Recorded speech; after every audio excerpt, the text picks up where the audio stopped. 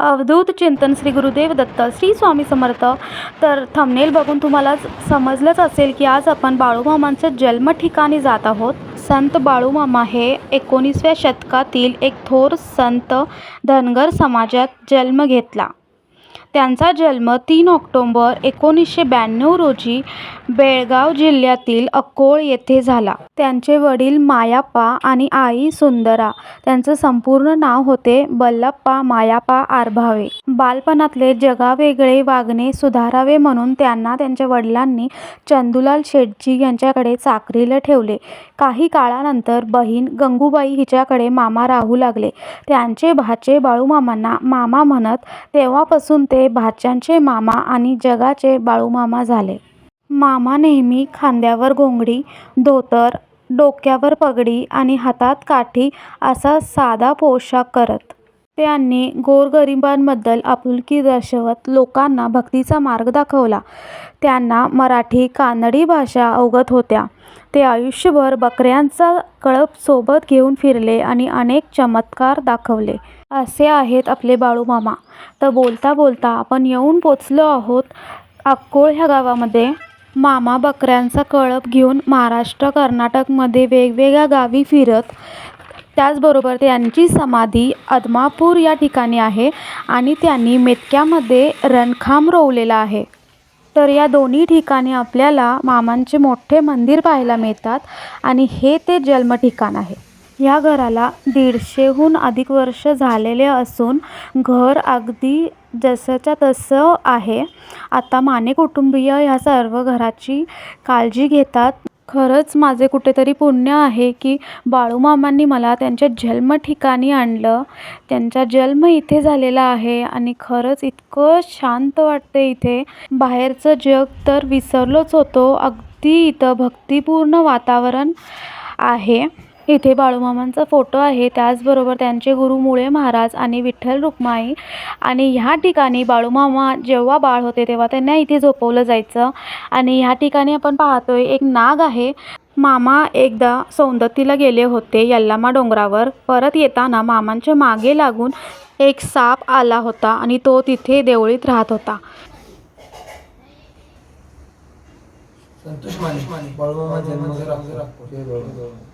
मामांचे गुरु मुळे महाराज.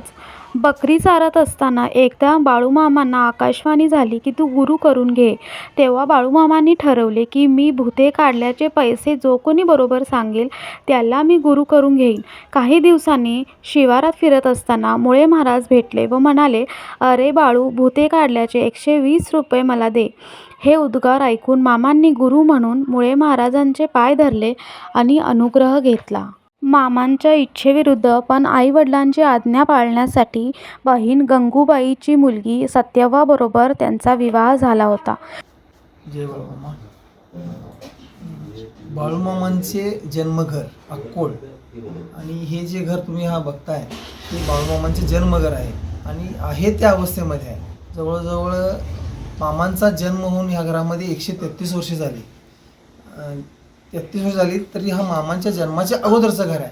म्हणजे जवळजवळ 150 वर्षाचा कालावधी आहे. आणि हे जे घर आहे त्या अवस्थेमध्ये आहे. म्हणजे लाकूड साहित्य बघा, भिंत म्हणा, दरवाजा, चौकट आहे त्या अवस्थेमध्ये आहे. म्हणजे एवढी फार मोठी म्हणजे मामांचा महिमा आणि ताकद म्हणायची. आणि हे जे सांभाळायचं भाग्य जे आम्हाला लाभलेलं आहे, आमचं माने कुटुंबीय म्हणजे आमच्या आजांना भेटलेलं आहे ते. आणि आमच्या आजापासून आम्ही हे सांभाळत आलेलो आहे. ह्या घरामध्ये आम्ही बरेच वर्ष राहिलो पण. आणि ज्या घरामध्ये मामांचा जन्म झाला त्या घरामध्ये आमचासुद्धा राहिल्यामुळं, आजा वडील आमचं राहिल्यामुळे आमचासुद्धा जन्म झाला.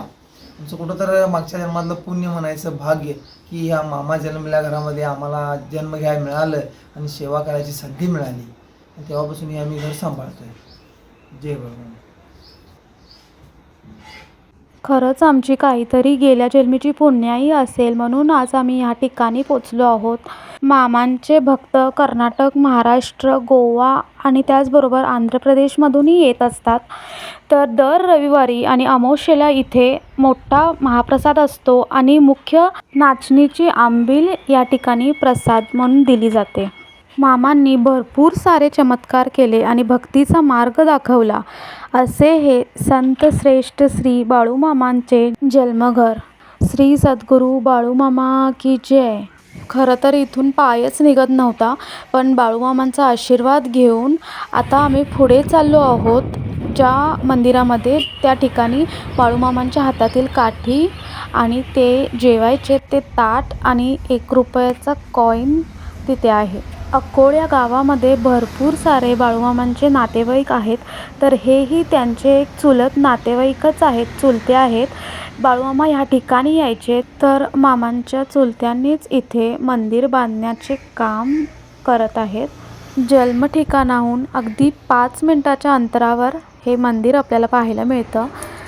तर बाळूमामांची मूर्ती आहे, मुळे महाराज आहेत आणि विठ्ठल रुक्माई आहे. तर त्यांच्या हातामध्ये जी काठी आपल्याला दिसतीये तीच काठी साक्षात बाळूमामांची आहे, बाळूमामांनी वापरलेली आहे. आणि त्यानंतर खडावा हीच आपल्याला इथे दिसत आहेत. हे 9 गुंठ जागा आहे. आमचं सासऱ्यानं बाळाजाला दान दिलंय. मग ते बाळाजाच्या हातातली काठी आहे, खांद्यावरची. आणि एक गंगाळा आहे आणि चांदीचा रुपया आहे. आणि आमच्या सासूबाईला काकणं घालायला दिलं तर चांदीचा रुपया आमच्या सासूबाई घालाय नाही. हाय तसं चांदीचा रुपया आणि गंगाळा घरात आहे.